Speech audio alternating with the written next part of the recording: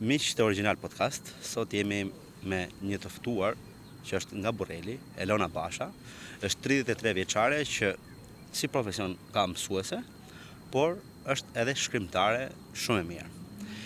Elona, shumë faleminderit që morë pjesë sot në podcastin Original me mua, edhe është një kënaqësi që të bëjmë një bashkëbisedim këtu ke Liçeni Artificial i Tiranës. Shumë faleminderit për ftesën në të cilën ndodhemi. Unë jam nga Mati, jam lindur dhe rritur në fshat, në bazë të rrethit Mat. Kam mbaruar shkollën, kam mbaruar gjimnazin, pastaj kam shkuar në shkollë të lartë në Shkodër, 4 vite bachelor për ciklin parashkollor, si dhe aktualisht në master për arsim special, mësuese e arsimit special. Arsimi special për fëmijët? Për fëmijët që janë me të spektrit autik, të autizmit. Rrugës duke ardhur për këto, siç të thash, unë do doja të na bësh një prezantim për gjithë, për ti the ke lindur në bazë është një fshat i famshëm për Elnifet. Shkollën e mesme, 9 vjeçaren, punë gjëra që ke bërë që pastaj të fillojmë të bëjmë një. Unë mendoj që çdo njeri që lind në vendin e vet nuk ka kurrësi, është një ndër vendet më të bukura në të cilën nuk e harron kurrë. Jo unë vetëm nga ideja që shkruaj, po vendlindja është gjëja më e bukur që mund të ketë një njeri. Kështu që unë në fshatin bazë jam lindur, jam rritur, jam shkolluar, kështu që ne kemi edhe një shkollën Gjergj Kastrioti Bas, që mban emrin e heronjt tonë kombëtar. Kështu që Shikom, është jo e vështirë, por e rrallë faktikisht të gjesh vajza që në moshë të re shkruajnë. Jo shkruajnë tek blogu i vet, por kanë botuar libra. Elona ka botuar disa libra që përgjithsisht janë poezi.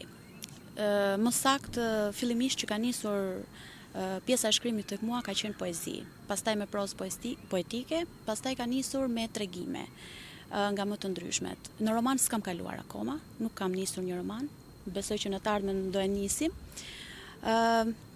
Fillimisht ka qenë viti 2010, 2011 dhe 2012. Kanë qenë poezi dhe kam numëruar rreth 380 poezi. Në atë moment unë e kam njohur veten. Kam kuptuar që unë vërtet nuk është se u bëra, thjesht isha lindur në atë lloj ideje që unë të shkruaja.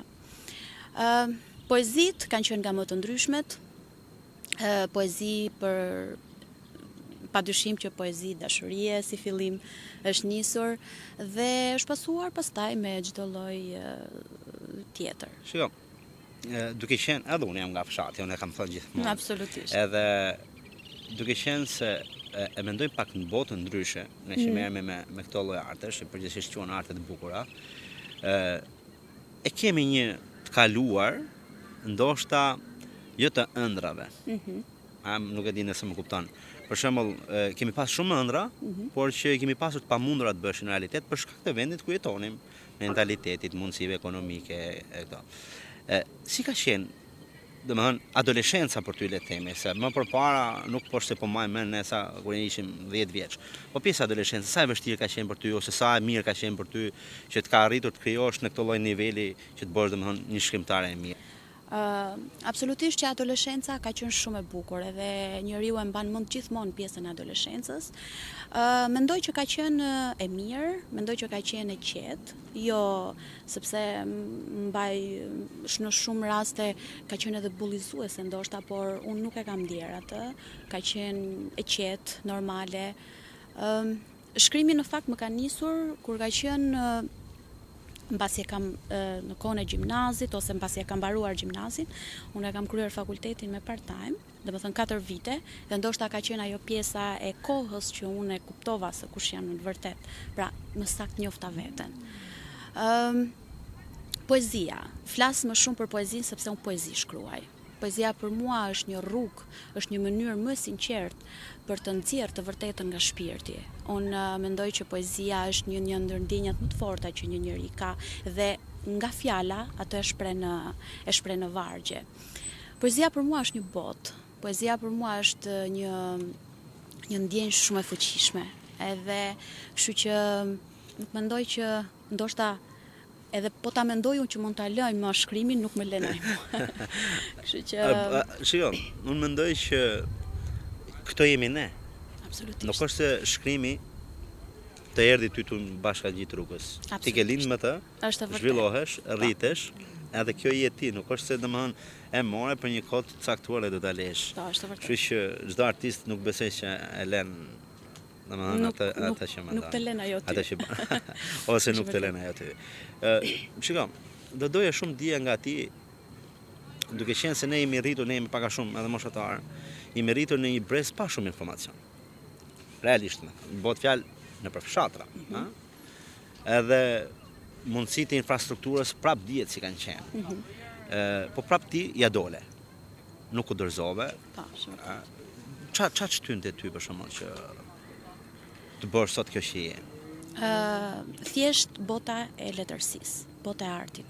Më ka shtyr gjithmonë. Kam pas lexuar edhe më përpara, jo vetëm në vitet që thash që isha në fakultet, edhe kjo ndoshta leximi i tepërt më ka bërë që mua të më hynë në shpirt pjesa e shkrimit. Çdo gjë bëhet vetëm nga leximi. Të lexosh romane, të lexosh poezi, të lexosh tregime, sidomos romanet botëror i kam shumë qef, i adhuroj. Pastaj edhe shkrimtarët shqiptar, idhulli im ose njeriu që un jam rritur me domethënë duke lexuar vepra e tij, ka qenë Ismail Kadare, të cilën do t'i citoj disa vargje. Ca pika shiu ran mbi qelç dhe un befas ndjeva mall. Kështu e tha dhe Kadareja dhe unë u pajtova me të njëjtat fjalë. Mall o mall që s'ka mbarim, sa i gjatë me çdo drejtim. Flas me vete dhe s'kam më fjalë, janë lot zemre dhe s'kan të ndalë. Kjo është një poezi të cilën e kam shkruar te libri i dytë, pra kam cituar 2 vargjet e Kadares edhe pastaj e kam pasuar unë rreshtin e mallit. Jo, jam shumë kurioz di. Të të shpjegoj se si e mendoj unë, që të kuptosh çfarë pyetje duhet bëj se nuk di si të ta bëj pyetjen Po. drejt. Për shembull, unë kur eci, unë merr me video dhe me foto. Edhe si do dilte në foto kjo, ndryshon këndin, shif ande shifte. Ç'a të bën ty për shembull që ty shkaj thellë, sepse vargjet që sapo recitove janë shumë të bukura dhe shumë të thella. Unë mendoj që sinqeriteti ka të bëjë shumë. Vetëm që të jesh sinqert dhe të kesh zemrën tënde, domethënë komplet të sinqert, të bën atë që dukesh njeri. Kjo është e gjitha. Po kush kanë qenë suportuesit e tu më të mëdhej? Mbështetësi im më i madh ka qenë mami. Atë e kam domethënë më vjen domethënë aq rreth le ta quash. Më vjen në mënyrë kaq afër, më ngjendur, saqë edhe kur shkruaja, mbaj mend që kam qenë studente, ma sillte ushqimin te koka. Më thënë që sot e kësaj dite unë absolutisht. Mami ka qenë i vetmi njeri që mund ka shty. E gjithë familja, pastaj vllai, gjithmonë ka qenë mbështetja ime më e madhe, që ka qenë qoftë edhe nga ana financiare. Se ne dim tash në vërtet jemi është nevojë domosdoshme. Po, në vërtet jemi në punë dhe dim se si funksionon rrogat, por vllai është më i vogël, është 13 vite në Angli. Vllai më i vogël. Më i vogël. Bravo, vllai. Edhe ai më ka mbështetur gjithmonë nga ana financiare. Domethënë kanë një marrëdhënie të mrekullueshme me vllai. Absolutisht. Me familjen jam shumë e lidhur. Absolutisht. Po tani që ti ke arritur bën libra, shkruan, boton, je kjo që je sot, je edhe aktive, je një gocë formuar mirë, edukuar, edhe e bukur. Si ndihen këto që të mbështeten? Sepse është e momenti tani që do merret krenaria. Unë mendoj që familja nuk ose ma shpreh shumë këtë pjesë. Prap përjashtë mami, që mami e thot. Patjetër që mamit janë nxjerr shpirti çdo fjalë bukur, kurse të tjerët nuk ma shprehin. Por ama unë thellë e di që janë krenar, absolutisht. Nuk lë pa përmendur edhe Dajat. Dajat i kam gjën më të shenjtë dhe unë kam shkruar bile te libri 5 për Dajat e mi, unë jam rritur një pjesë të kohës atje dhe më kanë mbështetur shumë edhe i kam të mrekullueshëm. Në përgjithësi njerëzit pra siç jam unë sot që mbështetur nga ana Daja dhe tjetri mund ta mbështesë dikush tjetër. Por unë mendoj që mbështetja është gjëja më e madhe që mund të ketë një person që të ngrihet. Shiko, duhet një pikë. Po, patjetër që po. Domethënë, sidomos në rrugën se rruga që ne kemi ndjekur, se ne kemi studiuar, edhe kemi bërë gjëra pak jashtë profesionit, ne kemi studiuar, duhet një pikë mbështetje. sepse ndryshe, sidomos në moshën që kemi filluar, që kemi qenë të ri, është e vështirë po s'pati pikë mbështetje sepse rrëzohesh shpejt. Edhe vlen për t'u falendruar të gjithë njerëzit që janë bë pjesë e rrugtimit ton me mbështetje edhe qoftë emocionale, se jo të gjithë do të vinë të ndihmojnë ekonomikisht. Do doja dija prej teje, kur ka pas ti momentet e tua dopta? Edhe ke thonë që për shembull, okay, letërsia ose shkrimi është ajo që do më nxjerr. Nuk e di nëse një fun kam një mik, është i ftuar i parë që kam pas në emision, është Liridon Mulej.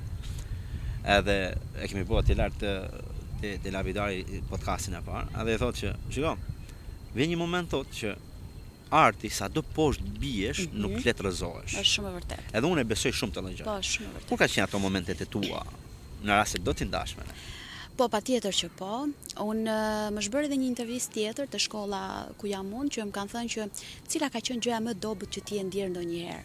Unë mendoj që ka qenë pjesa kur unë nuk kisha bërë publike, që në 2017-2018, që unë nisa edhe bëra librin e parë në Hijen e realitetit, që ka qenë prozë poetike, është që pse kam qenë më e ndrojtur, kam qenë më e dobët, kam qenë më e mbyllur, edhe thoja gjithmonë që a do arri unë ndonjëherë një time që ta botoja një libër edhe pse e kisha ëndër. Po ta kthej kohën pas, do doja shumë që mos ta kisha shumë atë ndrojtje.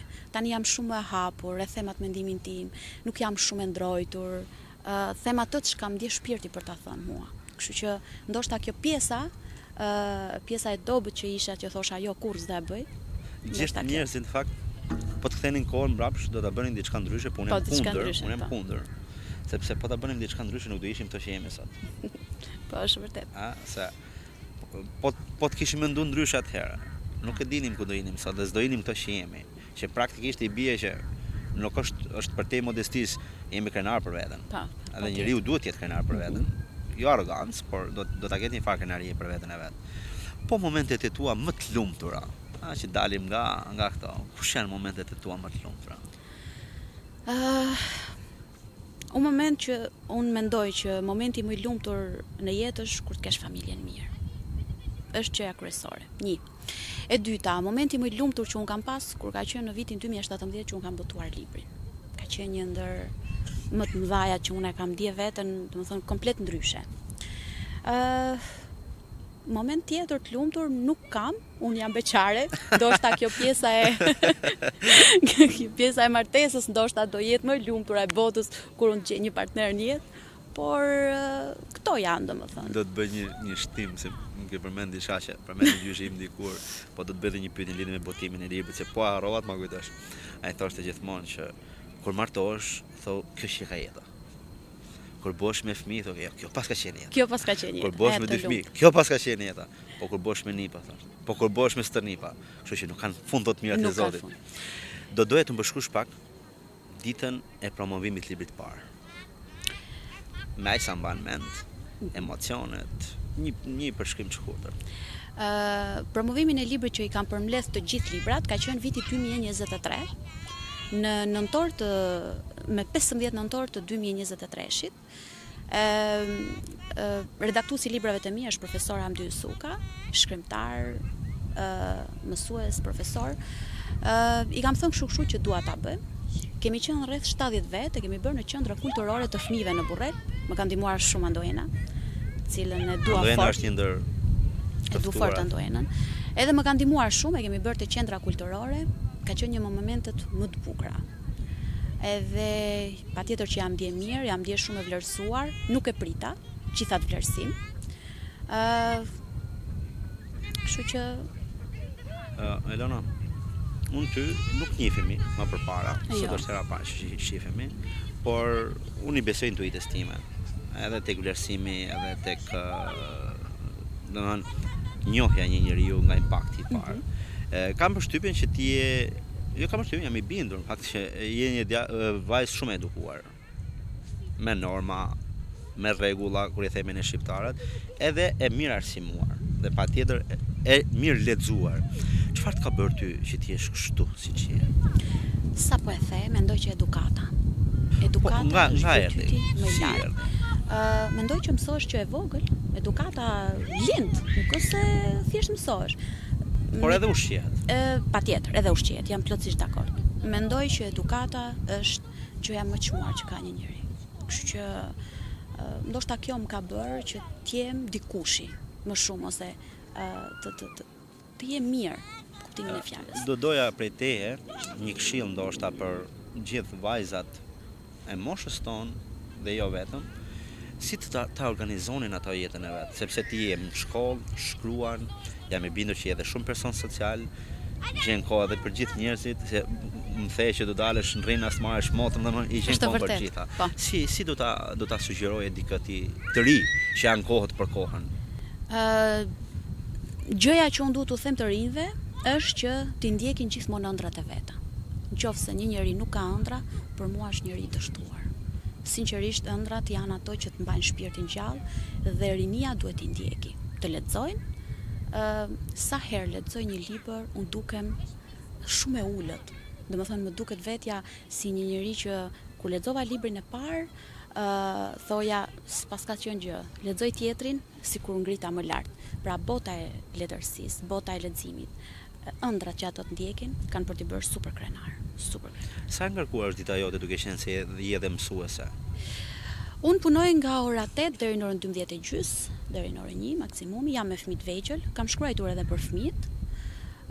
Kam bërë një libër tani së fundmi për fëmijët. Nuk është shumë e ngarkuar, ndoshta dhe nga kjo pjesa që unë jam e lirë, nuk jam e martuar, ndoshta kjo pjesa sikur po, ndikon patjetër, ndikon se familja do kohën e vet. Kohën e vet apo të pjesën e vet. Si thash për librin për fëmijë, ishte një ndër librat shumë më të bukur, edhe seriozisht më kënaq shpirti, por 150 kopje janë mbaruar për 2 muaj. Seriozisht, ma morën gjithë, sidomos edhe prindit e klasës time. Shpresoj që do të bëjmë kopje tjera, por bota e fëmijëve është shumë e bukur, por është shumë e vështirë, jashtëzakonisht. Fëmijët pikë së pari duan kujdesin, të kujdeses shumë për ta, sidomos për fëmijët vegjël. Kujdesi është ajo që duhet, pastaj edukata, kultura që u jep, gjitha.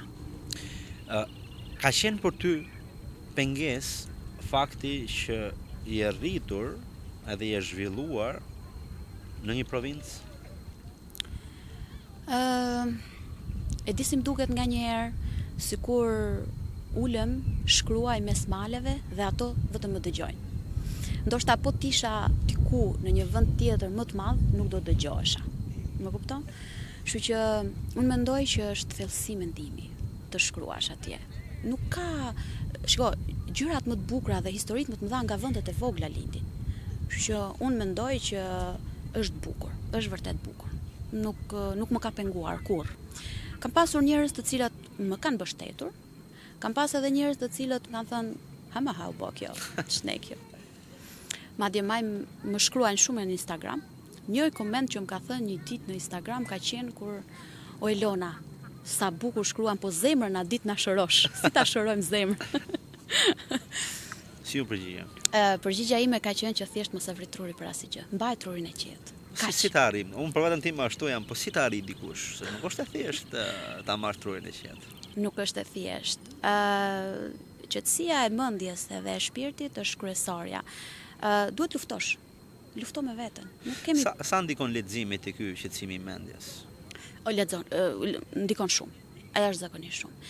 Momentin që ndoshta edhe nga njerëzit që e ndjejnë për ta lexuar, se nëse një njeri nuk e ndjen, nuk ka paqe me veten. Patjetër. Në momentin që ti e krijon dhe e bën hapin për ta lexuar, ti e krijon automatikisht paqen e vetes. Ti bëhesh shumë më i matur në atë çka do thuash. Realisht. Të paktën unë që e ndjej, unë e bëj. Shiko, mua më pëlqen të lexoj realisht. Nuk, domethënë, lexoj romane, drejt me thënë poezi jo shumë, por që më shumë i kam te këto librat studimor, kryesisht sociologji, psikologji, marrëdhënie dypalçe mes njerëzve e këto.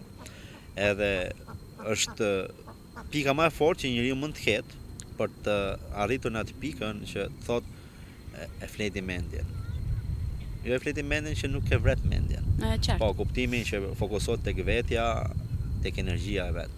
Sepse është shumë e rëndësishme që njeriu të ketë energji, por më e rëndësishme është ta menaxhojë energjinë që ka. Po, shumë e qartë. Si është përditshmëria jote në Porrel? Përditshmëria ime është e thjeshtë. Është e thjeshtë. Shiko, është një qytet i vogël, dihet. Është, por po të duash e bën ashtu siç dëshiron ti. Kështu që unë mendoj që është e thjeshtë, është normale, nuk është e kufizuar, absolutisht që jo. Nuk kam Shiko, duke qenë se ti je edhe shkrimtar dhe kryesisht poezi. po, poezi. Sepse unë mendoj që poezia, gjithë shkrimi nga shpirti bron, po Absolutisht. poezia nga cepat më të thella të shpirtit. Shumë e drejtë. Shef njerëz në rrugë, fenomen, ndodhi lajmet, gjërat. Çfarë të bën përshtypje shumë për shembull për mënyrën se si jetojnë shqiptarët? Nuk e di nëse ma kuptove pyetjen se ishte i çishu si hallakadër, po. Pak a shumë.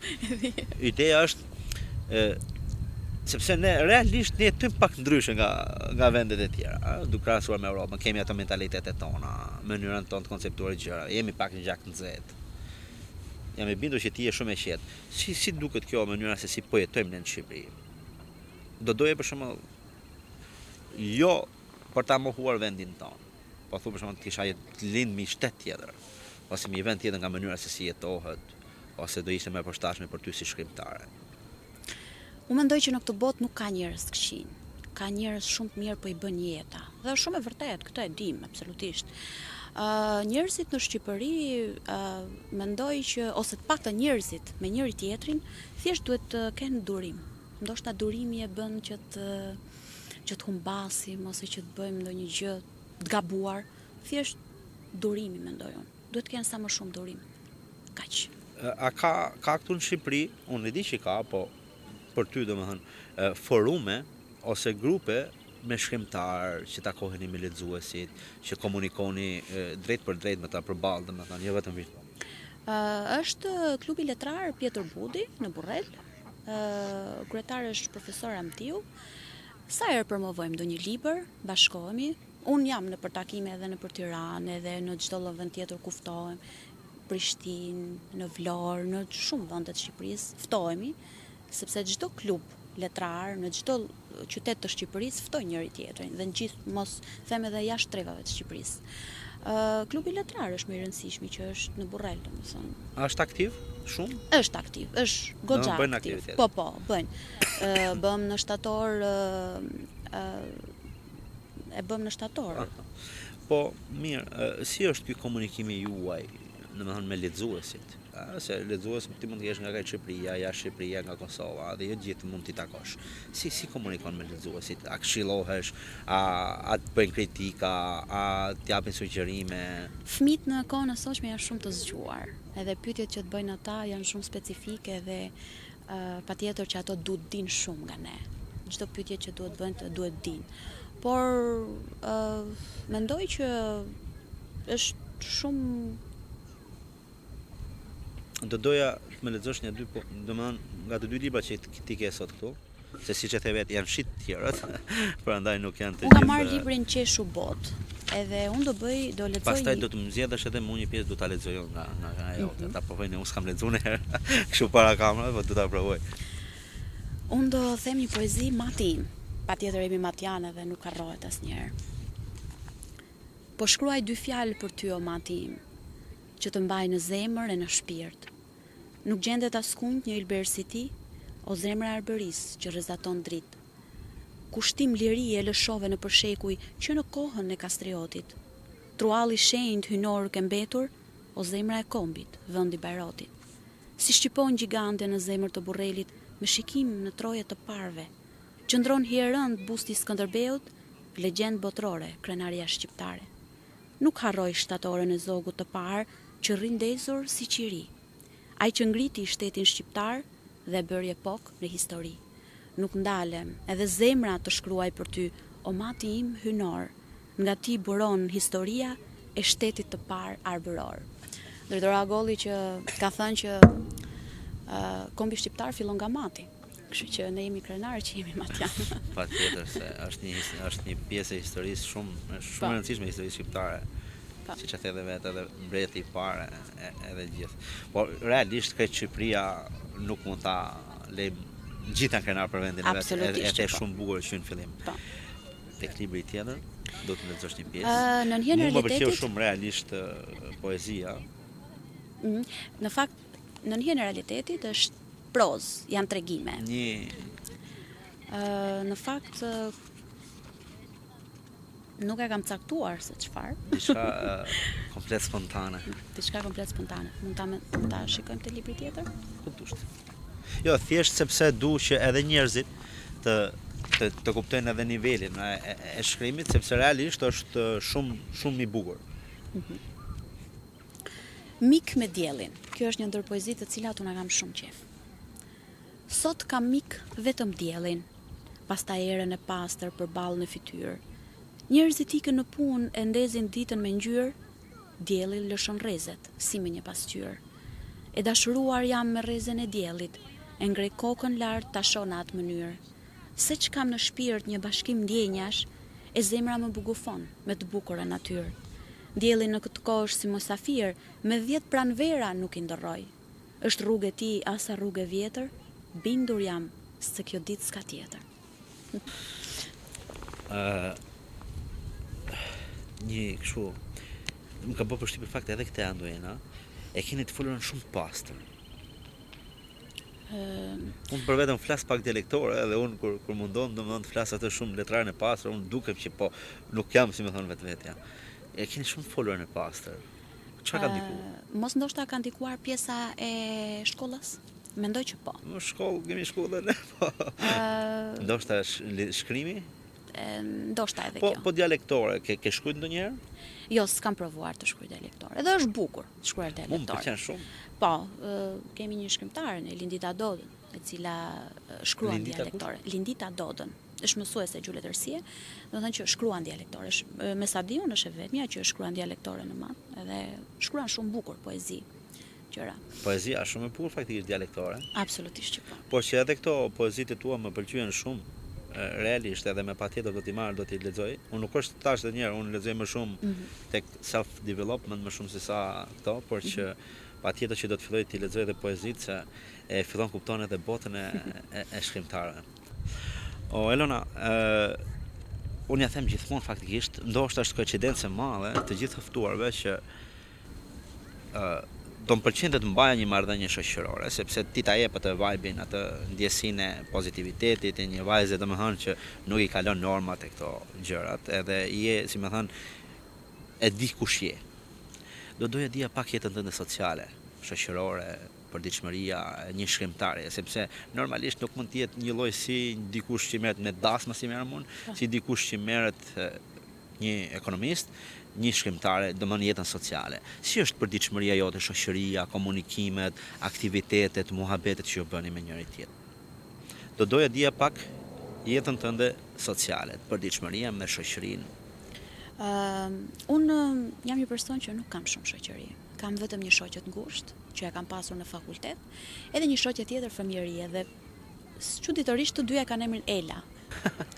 Edhe shoqja e fëmijërisë. E bekuar nga dy Ela. Po, nga të dy Ela. Jam shumë e kufizuar nga ana e shoqërisë. Kam shoqe, nuk ka se s'kam, kolege, shkoj shumë mirë, por te pjesa që mund dal, mund të frekuentohem, jam pak specifike. Gjëja më ashtu që, domethënë që më karakterizon më shumë është pjesa e vetmisë. Çuditërisht, unë kur shkruaj, kur rri, është vetëm kjo pjesa e vetmisë, unë rri më shumë vetëm. Madje motra më thot nganjëherë, oj motor, po dil nganjëherë paktën merr ndaj ajër ndaj që. Është shumë e thjeshtë. Nuk kam ndaj lloj, domethënë. Me do e mos të gjithë shkrimtarët janë, domethënë nuk është në aspektin e vetmisë vrastare, se mos keq kuptohet. Absolutisht, jo. Ideja është se nuk krijon dot në praninë e njerëzve. Unë montazhin për shembull, ose krijimin e videos nuk e bëj dot kur ka njerëz rreth rrugë. Edhe gjithmonë punoj natën, sepse du një qetësi absolute, nezi puro, dritat, a kupton, edhe duhet fokusimin tim se gjithë kanë atë muzën e vet. Po, është vërtet. Me kë këshillohesh ti? Me kë për shembull diskuton ti për librin e radhës ose poezinë ose diçka që shkruan? Të them të drejtën, që ja marr këshillat më shumë është profesor Hamdi Ysuka, që i them profesor se më shumë ai ka redaktuar librat. Këshillohem edhe me profesoresha, me ndonjë profesoresh në shkollë, konsultohem, pse jo, dhe me motrën time, që jam... Është më madhe? Është më e vogël, po kur ma jep një mendim, sikur më bëhet, më Më kënaqet shpirti më shumë. Edhe them po patjetër, do e bëjmë edhe këtë. Është më e vogël sa unë. A pranon këshilla ti? Pranoj këshilla. Pranoj edhe shumë. Po, kujt ja merr për bazë një këshill për shemb? Familjes time. Por edhe të tjerëve, pse jo? Në qoftë se unë e kuptoj që ai jo ndoshta që e ka vetëm për mirë, por në përgjithësi, kur e shoh që është diçka pozitive, e ngulis këtu në mendje. Kështu që e pranoj patjetër të shumë pjesë. Po kritikat, si i merr kritikat ti? Se ç'a ndodh, para pak ditësh kisha të ftuar një djalë. Ata e lexonte goxha. Ai ishte, domethënë, sapo kishte nisur të bëhej kombëtar. Edhe kur e pyeta, domethënë, kush është momenti joti më i dobët, më thon drejtën, tha edhe pse nuk duhet, është kur më kritikojnë, tha. Kur të kritikojnë? Po, nuk e di, tha, pse e marr pak shumë. Po, çuditërisht Ogen, kjo pjesa e kritikave mua nuk më kritikojnë, mor zoti i madh, nuk e di pse. E di kur më kritikojnë vetëm pse smartohesh. Kjo pjesa e vetëm kjo. Thon tash lej librat. Jo, librat ti s'duhet i lesh, po duhet shohësh anën tjetër. Është në formë gjoki. Kanë qef shqiptar, te kanë qef domethënë. Po. Është, po kjo vjen nga dashamirësia, nuk vjen asnjëherë nga që duan të përzihen, por vjen nga dashamirësia patjetër. Po, patjetër. Sepse do ta provosh kur të martohesh. Ashtu është. Begatit që Zoti kalon tek martesa, tek krijimi i familjes, por që prap vjen kohë e re. Po kush është hapi jot i radhës? Një big step, jo kështu. Po nxjerr një libër tash. Besoj se nga prilli do bëhet, kismet Zotit. Një libër që ka të bëjë edhe për bazin, për vendin tim, për vendlindjen time, për shkollën, për mësuesit e vjetër, për fëmijërinë time, se si e kam kaluar. Gjitha, domethënë. Për momentin është një libër i radhës. Jam edhe në shkollë edhe në master, siç i thash. Kështu që kjo është angazhimi për momentin. Kjo, me që ti ja aktualisht po ndjek një master, më the për master, po. Për fëmijë me arsim si është special. domethënë ky angazhimi jot me profesorat, me këto bashk studentët? Si është ky angazhimi për domethënë në shkollë, qasjet që ke? Për momentin aty te salla, sa po kam filluar të njihem, nuk është se tani ke filluar? Viti i parë, okay. Është viti i parë, edhe ndoshta nuk ose më njohin edhe aq shumë të gjithë, po është mirë, është shumë bukur. Ka marrëdhënie shumë të mira. Shumë. A vjen ndoshta nga që tani jemi pak të pjekur edhe dim të menaxhojmë këto situatat ndoshta? Shiko, më përpara nuk e di se ça mendoja apo kështu, po sot jam shumë e pjekur. Nuk jam goxha e pjekur për të marrë një vendim për çdo lloj gjëje, domethënë. Jam mjaftueshëm e pjekur. Po përveç shkrimit, çfarë pasioni ti të ke ti? Përveç shkrimit, pasion tjetër, në fakt pasioni im kam dashur që të bëhem një mësuese. Kjo ka qenë. Domethënë të dy drejtimet e jetës tënde ti ke edhe pasion. Edhe pasion, po. Kam dashur që të bëhem një mësuese. Pastaj kur kam qenë edhe më e vogël, kam pas dëshirë që të shkoja jashtë shtetit, sidomos në Angli. Anglia më ka pas pëlqyer gjithmonë, nuk e di. Po pse? Më duket se nga që është mbretëri, ndoshta ka ato pamjet e bukura, ato gjërat, ka edhe vende të tjera shumë të bukura. Po thua shkoje të jetoje? Të jetoja, po. E ke marrë ndonjëherë mundimin? Patjetër që po. E kam marrë, po nuk kam. Nuk eci apo e lën mes? Nuk eci, nuk më doli viza, edhe nuk ose e kam hequr edhe si ide ndoshta. Po ç'a do doje të bëjë ndryshe ti ke këto trit shqiptar që vendosin të ikin pa e provuar në Shqipëri?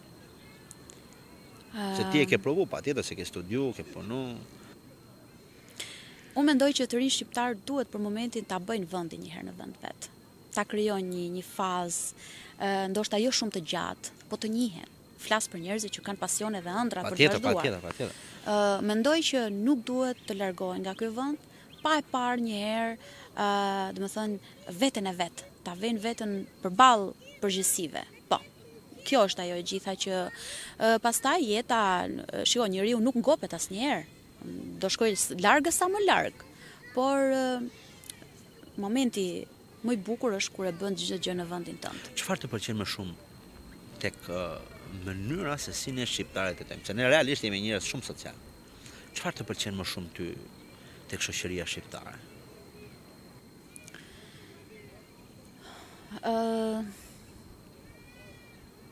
Çfarë më pëlqen apo çfarë nuk më pëlqen? Çfarë të pëlqen, pastaj do të pyes çfarë nuk të pëlqen. Ose të dyja ndërthuri bashkë, po si të duash ti. Ja ta them, mu për shembull, mu diçka që më pëlqen është që për shembull ne interesohemi për njëri tjetrin. Si për mirë, si për keq, ne interesohemi për njëri tjetrin. Domethënë nuk është se e trajtojmë një kushri, një mik, një komshi, një bashkëdhetar, sikur nuk ekziston siç mund ta ketë perëndimi për shembull. Kjo mua më pëlqen. Edhe pse mund të jetë ndoshta nganjëherë e bezdisme dhe e tepruar. Në këtë lloj konteksti kisha edhe pyetjen. Çfarë të pëlqen ty për shembull? Mënyra se si funksionon shoqëria shqiptare. Se për mënyra se si funksionon kemi sa dush gjona që nuk na. Kjo pjesa që din të bën qef ndoshta, janë shumë happy, edhe më pëlqen që shqiptarët janë të zgjuar. Është shumë e vërtetë. Shqiptarët në tërë botën janë njohur si koka më e zgjuar. Kështu që kjo më pëlqen shumë edhe ne shqiptarët jemi shumë të jemi vigjilent, inteligjent. Po, jemi inteligjent. Çfarë nuk më pëlqen është se kemi dhe xhelozin. Absolutisht, e kemi. Edhe kjo nuk më pëlqen, mos kemi xheloz ndaj njëri tjetrit. Dhe mendoj që kur kam qenë më e vogël nuk e kemi patur. Mendoj që tani është thelluar. Është thelluar se informacioni është më shumë. Diku nuk dinim shumë. Tani ne dim ç'a ndodh në çdo cep botës, edhe në çdo cep të vendit. Bashkëbisedimi me ty nuk do kishte fund, unë e shijova shumë, por do doja një mesazh për lexuesit e tu, por jo vetëm. Edhe për të gjithë trit shqiptar. Nga Elona. Po. E thash edhe pak më përpara, ndoshta po bëhet kështu. Dëshira ime për gjithë të rinjt, të gjithë është që vetëm të ndjekin ëndrat e veta. Të jenë sa më shumë të kujdesshëm për veten e vet, të ndjekin ëndrat e veta dhe gjithçka rrihet. Ëndra, një njeri pa ëndra s'ka në këtë botë.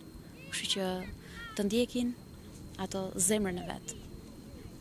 Edhe një pyetje të fundit kam unë, në rast se nuk na desh ndonjë pyetje tjetër. Gjithë artistët, përgjithsisht shkrimtarët, e kanë një muzë, diçka që e frymëzon.